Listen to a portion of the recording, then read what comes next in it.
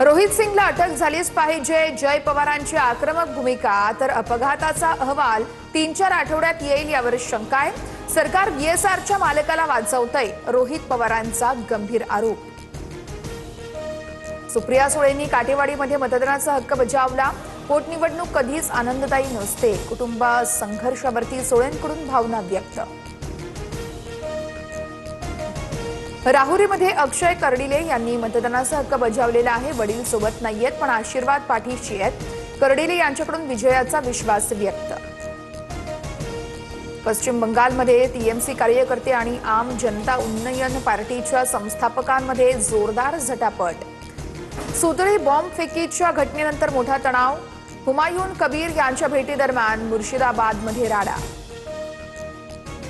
तामिळनाडू आणि पश्चिम बंगालमध्येही मतदानाची रणधुमाळी. सकाळी 9 वाजेपर्यंत तामिळनाडूमध्ये 17.69% मतदान झालं, तर पश्चिम बंगालमध्ये 18.76% मतदान पार पडलं.